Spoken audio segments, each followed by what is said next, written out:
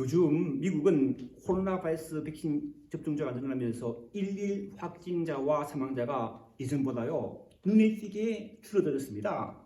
참 감사한 일이죠.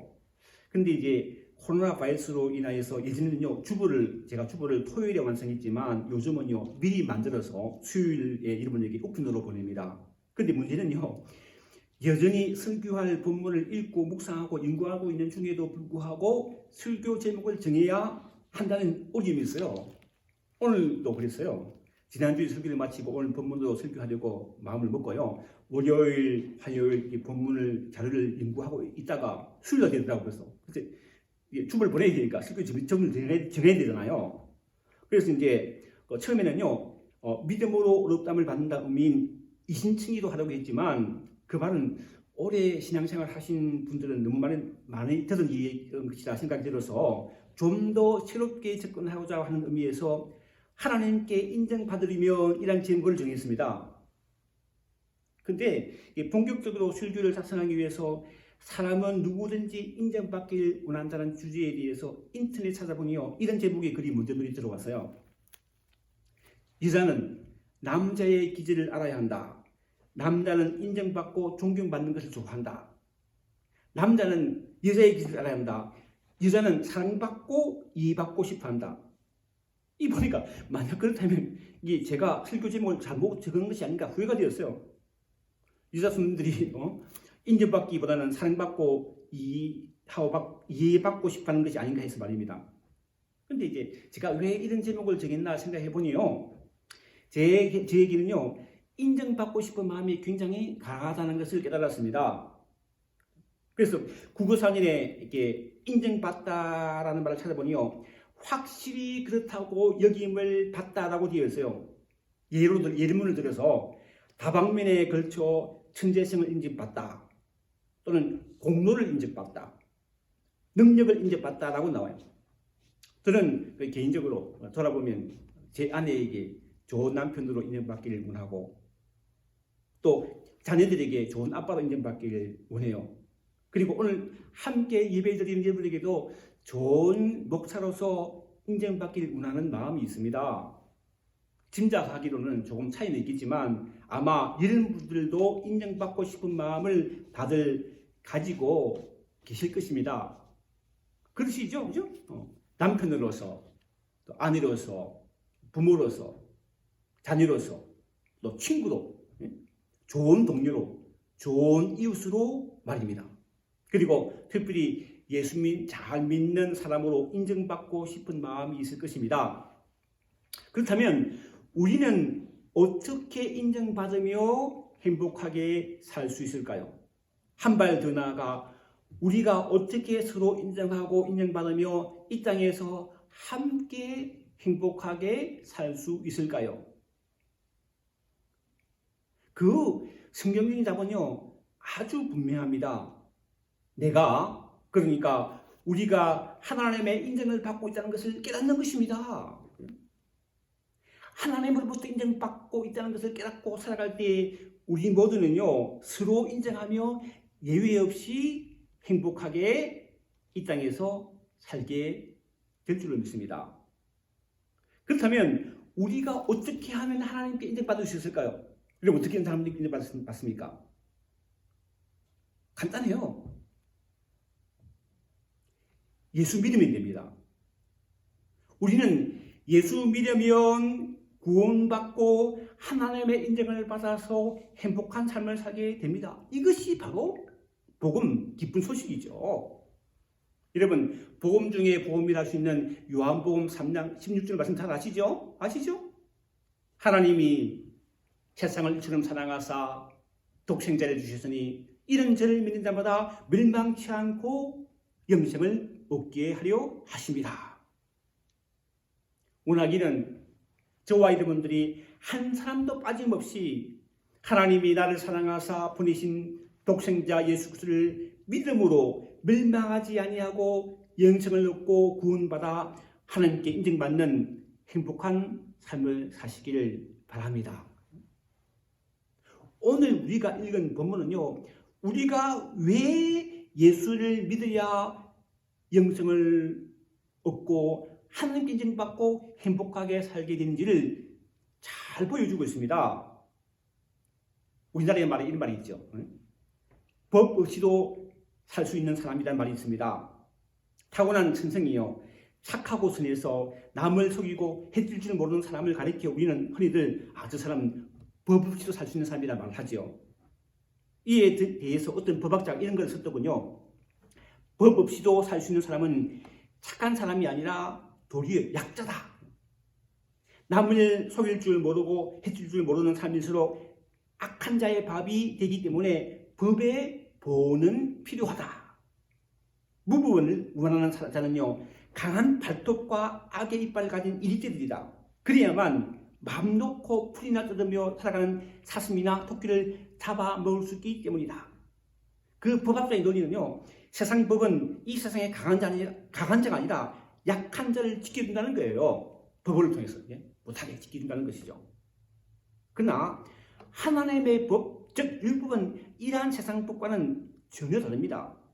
세상의 법은요, 약한 자를 지켜준다고 하지만 하나님의 법, 즉 율법은요, 이 세상의 모든 사람을 구원의 길로 인도합니다.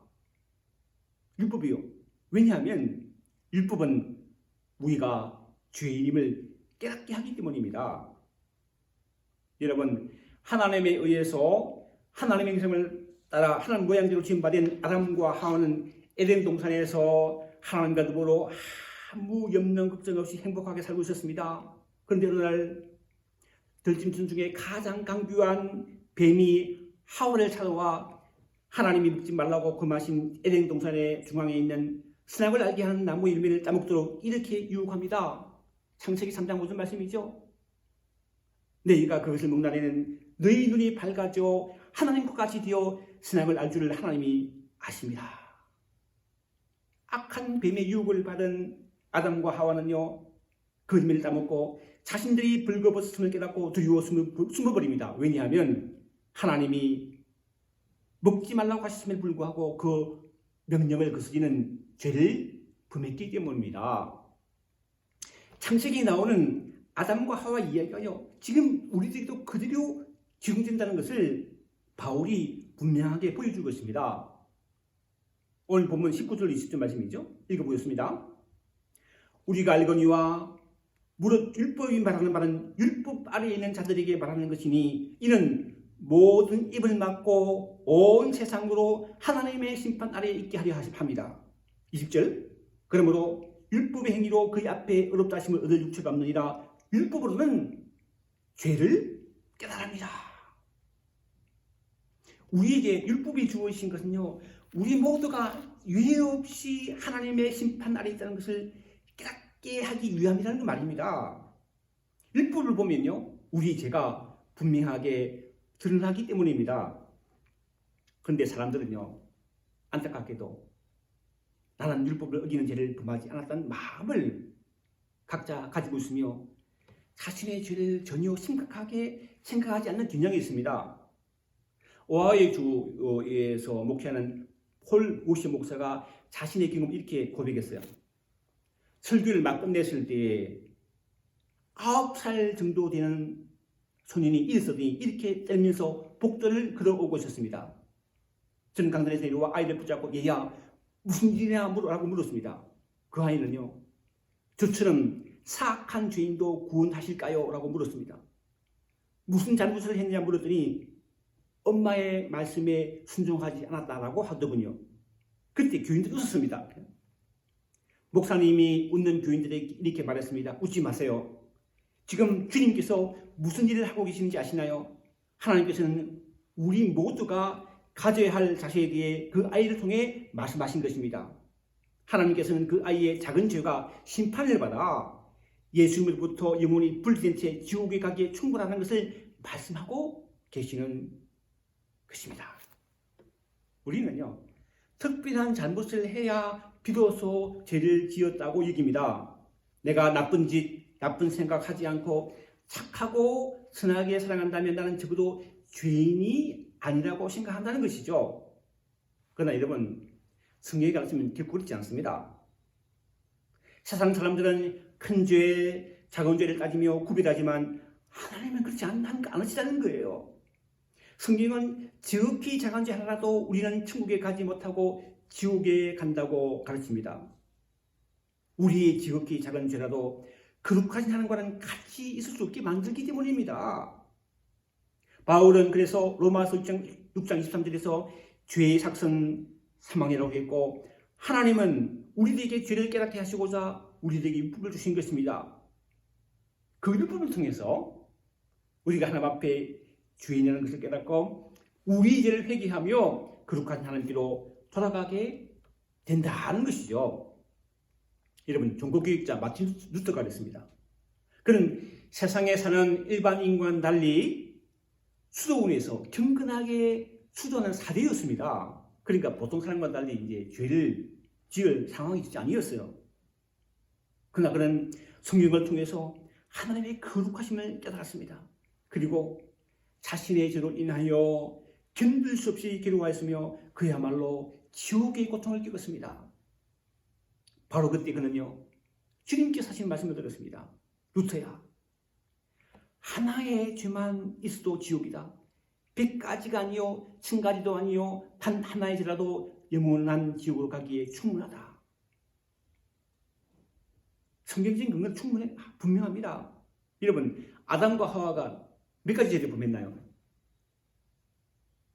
단 한 번이었습니다. 정말 단 한 하나의 죄만 있어도 하나님께 가는 것이 불가능하다는 것이죠.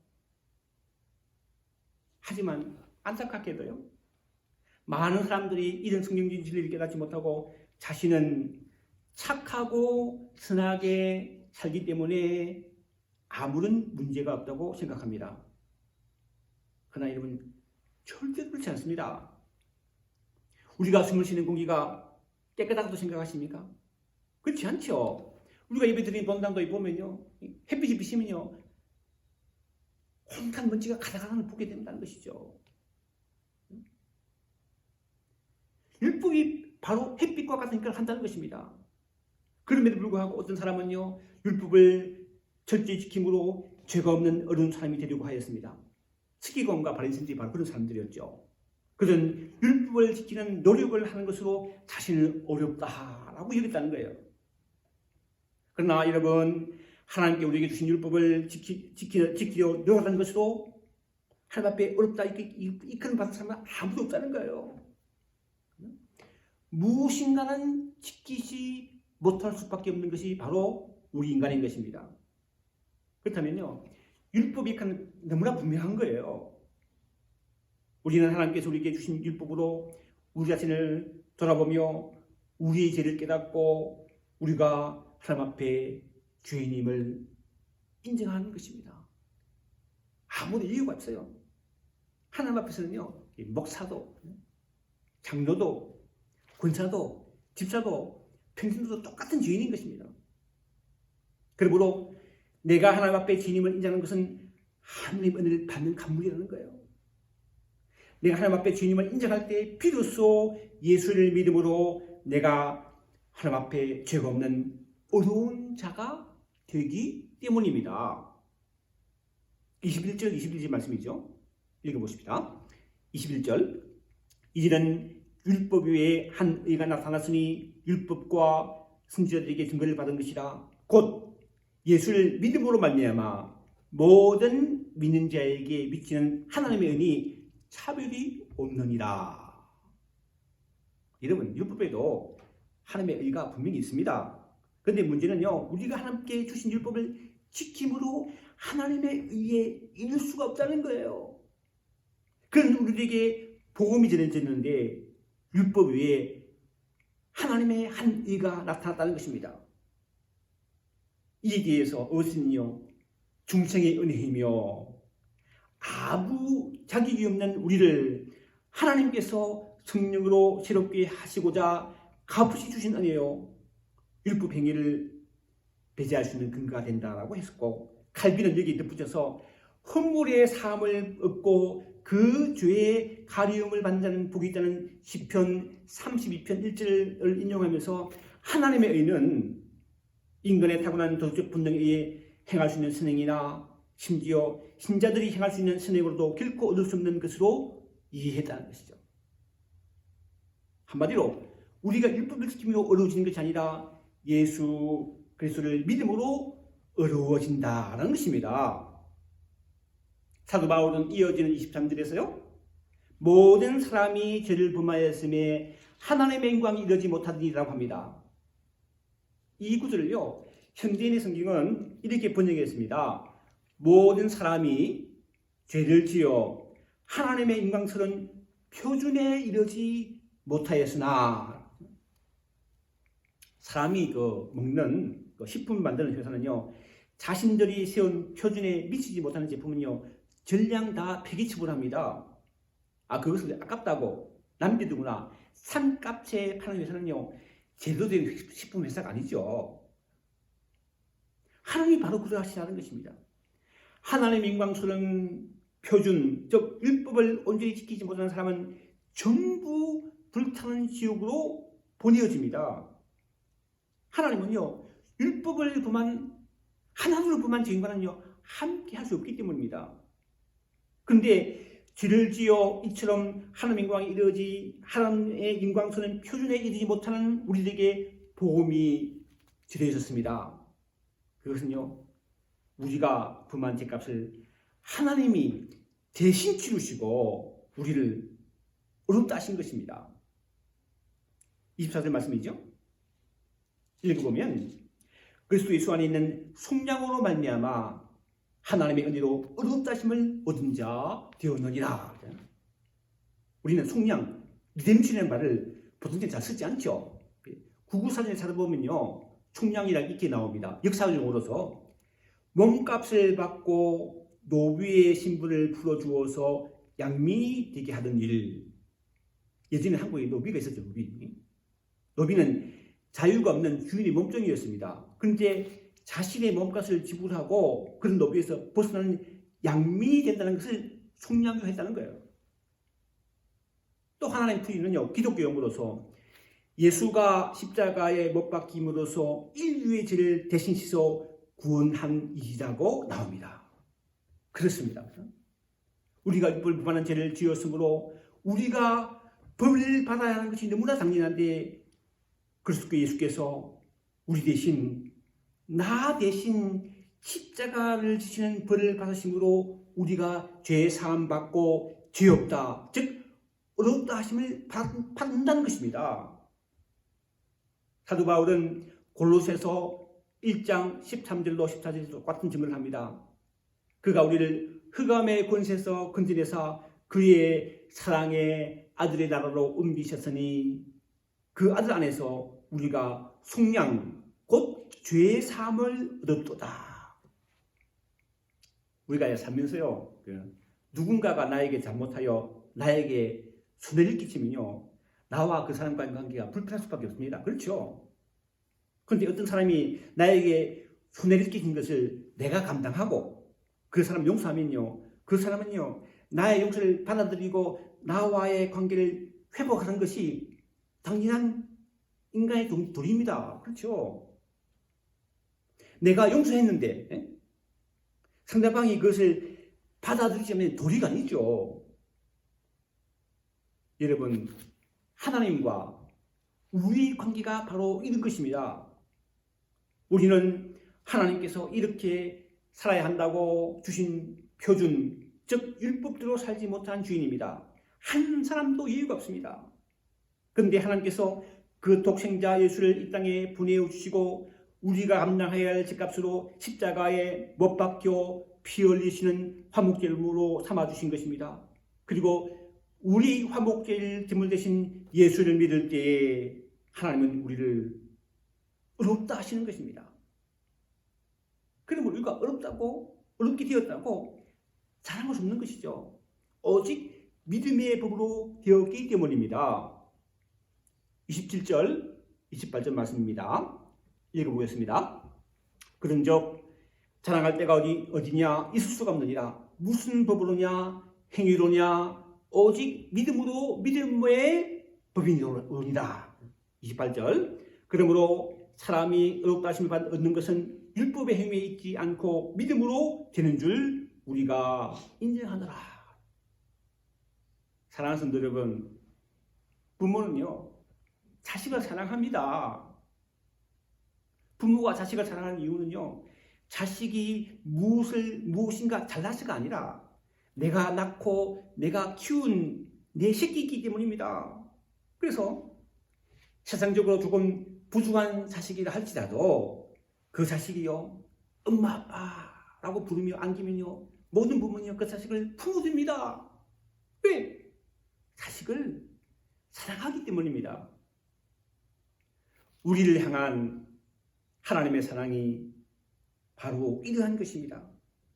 우리 모두는 율법을 거스려 죄를 범한 거룩하신 하나님과 함께할 수 없는 죄인이지만 하나님은 우리가 치러야 할, 우리가 감당해야 할 죄값을 독생자 예수 그리스도를 십자가에 못 박는 한국 제물을 삼으시기로 대신 감당하셨습니다. 왜요? 하나님이 우리를 그만큼 사랑하시기 때문입니다. 우리가 그 하나님의 놀라운 사랑을 받아들이고 예수 그리스도를 나의 구세주로 믿으면 하나님은 너무나 기뻐하시며 우리를 하나님의 자녀로 인정하여 주시는 것입니다. 그러므로 예수 믿어 어렵담을 받아 하나님의 자녀로 인정받고 이 땅에서 하나님과 더불어 행복한 삶을 살아가는 저와 여러분 모두가 되시기를 주님의 이름으로 축원합니다. 기도하겠습니다. 하나님 아버지, 나를 위하여 한국제를 되신 예수를 믿고 어렵담을 받아 하나님의 자녀로 인정받고 행복한 삶을 살아가는 저희들 될 수 있도록 인도하여 주옵소서. 예수님의 이름으로 기도하옵나이다. 아멘.